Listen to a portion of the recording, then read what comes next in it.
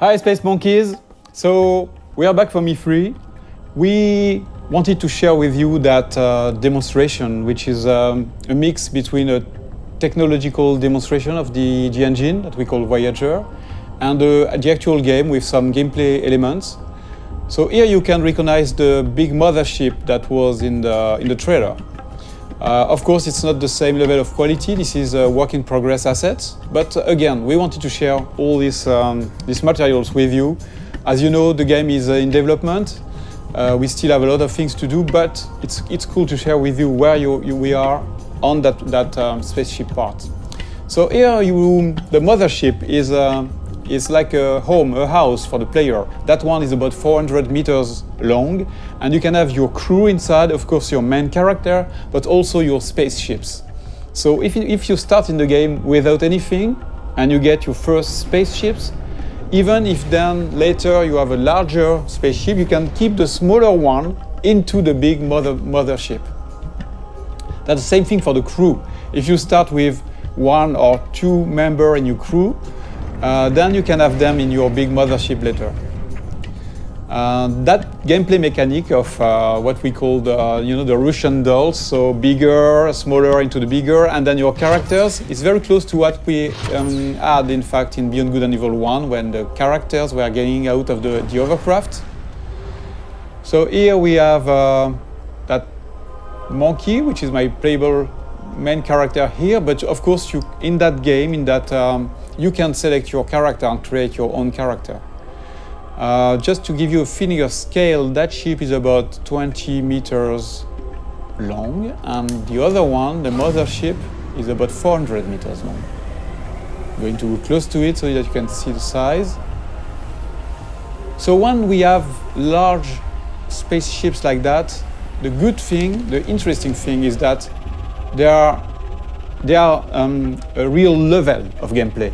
You can go inside. We have interiors for those big ingredients. So imagine I'm at the beginning of the game. I'm starting the game. I have nothing, but I am like like in Beyond Good and Evil 1, you start without anything, and you have to get some money to like level up and get your first vehicles.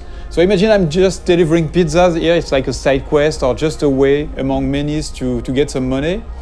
I'm delivering pizzas to those guys. So imagine it's not my spaceship. That's the beginning of the game, and this could be an interesting way to trigger the first ingredients of the adventure, because the spaceship is a playable interior. You can get inside, you can sell your pizza, and then instead of getting out of the ship, you could decide to explore the ship. And why not discover that there is some slavery, some human trafficking and things like that. The good thing is that in Beyond Good and Evil 2, like in the first episode, you can take pictures. So if I'm taking a picture of evidence of the things I'm seeing in the game, then I can share those pictures with the guys in the city, for example, and then I can trigger discussions with those guys based on the picture I took. So that's a very interesting mechanic that can create that feeling that you can explore everything and you can gather informations and share those informations with NPCs, but also between players. Another very interesting thing here is the feeling of scale. Here we know that the players, that they will explore everything. They will want to go everywhere. So we need to handle large scale ingredients, like that huge statue, where you can go very close to it and you can look at all the details on the statues. And of course, you can go inside of this kind of statue, and you can also get on top of it. I just want to show you something interesting about the scale and the feeling of scale. So I'm going to land on the top of the statue, and you will realize how big it is.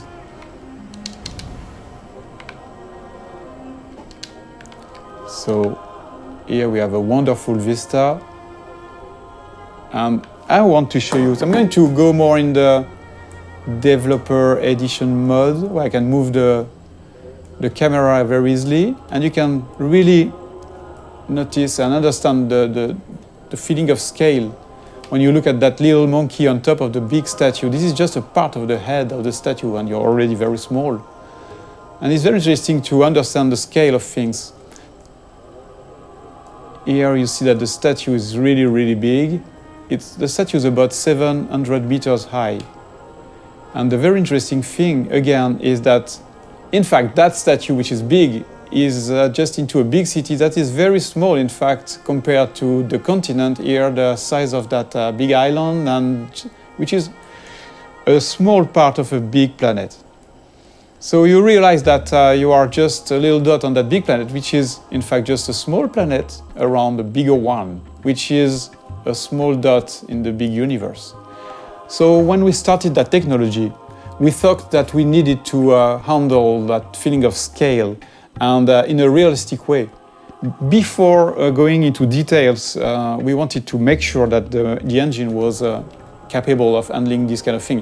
When you look at this sunset, it's not exactly a sunset made by artists. It's really the combinations of physical ingredients, you know, the light that is changing depending on the atmosphere. So you can see here the different colors. And the fact that, of course, the planet is rotating around in space, around the big planet. So here I'm doing a kind of time lapse. I'm modifying the time so that you can understand better how it works. You see that everything is turning like in a real solar system.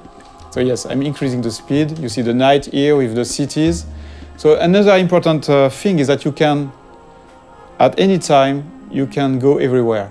So if I'm going into another city, there is no loadings and things like that. Everything is seamless because it handles that big universe in a consistent way. There is no shit or things like that. You can really appreciate the point of view wherever you are. It will be the same mechanics. So that was one of the big features we wanted to make sure that we had before showing the game to the public, to everybody, so that we wanted to make sure that the technology was working and this big ambitious game was feasible. I'm going back to my spaceship. I want just to show you some gameplay ingredients. I'm going to change a little bit the time so that we have a bit more sun. Yeah. So that spaceship is very, very nice. It's very close to the Beluga we had in Beyond Good and Evil 1. It can handle very large speed, but it's also very easy to do loopings and trigger very fast movements. So it's a dogfighter. I can increase the speed. So this is a classic plane speed we have on Earth. We are about 1,000 kilometers per hour.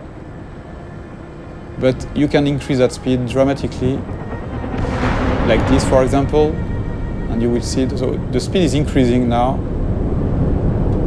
You see that it's about 5,000 kilometers per hour. Let's go back in the city so that we can really understand the speed. And I can increase the speed again. Whoa. Use some tricks, movements. And then we are going to do a looping, for example. So you can combine anything, any movements. And the very nice thing too is that you can even increase the speed to 20,000 kilometers per hour, which is a lot.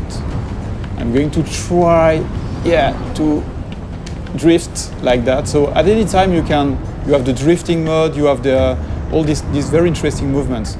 But of course, the biggest things you want to do in this kind of situation is to go in space.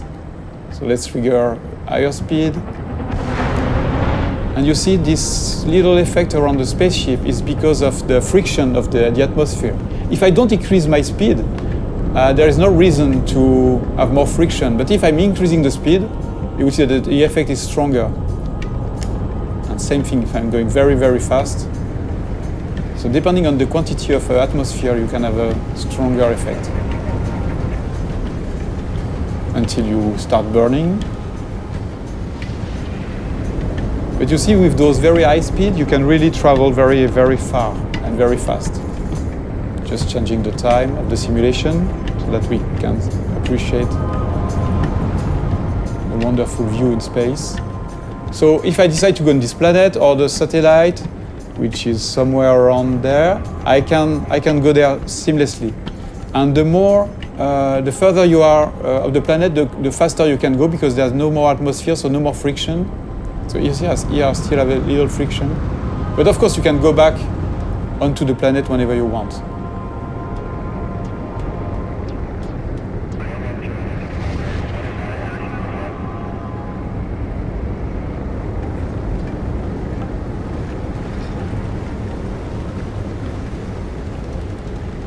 A very interesting thing too is that there's a lot of biomes on the planet, like this desert, or you have frozen lands on the planet, different cities. So we don't want empty planets. We want planets with landmarks, with places to explore. There are mountains where you have some monks living there. So they are not empty, repetitive planets. The planets we aim to work on, to make our planets with life. And the planet itself is living somehow. For example, that planet has different, I would say, big biomes. Because that planet, as I told you, is a satellite of the bigger one, the one that is in the foreground. A part of that planet is protected, like the moon. Our moon is a part of the moon is protected by Earth. From the big asteroids and meteorites. So here that's exactly the same thing. The cities are built in the safe place where nothing is falling from space.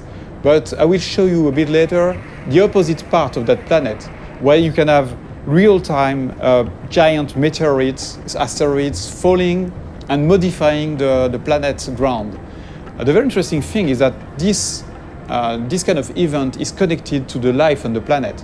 So that, yes, you've got those cities on the safe place, but once the big, giant meteorites are falling on the other side of the planet, then you have the big companies that are sending the slaves on those very dangerous places. And a lot of slaves are dying trying to gather the meteorites goods, all the things that are falling from space and crashing.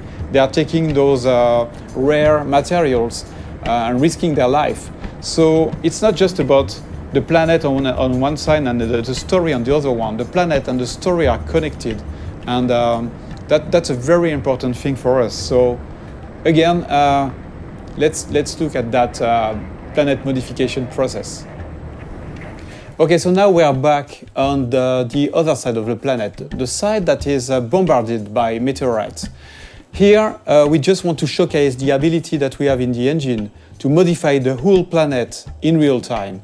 So here, for example, imagine that you're flying over that region. You can have a huge meteorite falling in front of you, and you will have all these one incredible effects on the planet, but also on the other spaceships. So that's a very important feature for Beyond Good and Evil. We want interactivity to be the heart of the whole experience, not just with characters, not just with spaceships, but also with a big, huge planet. So thank you for watching that video. This is our first Space Monkey debrief. Many more will come, and we would love to have you leaving us your comments on this Space Monkey program site. So please comment, tell us what you think, and expect way more videos like that. Thank you very much.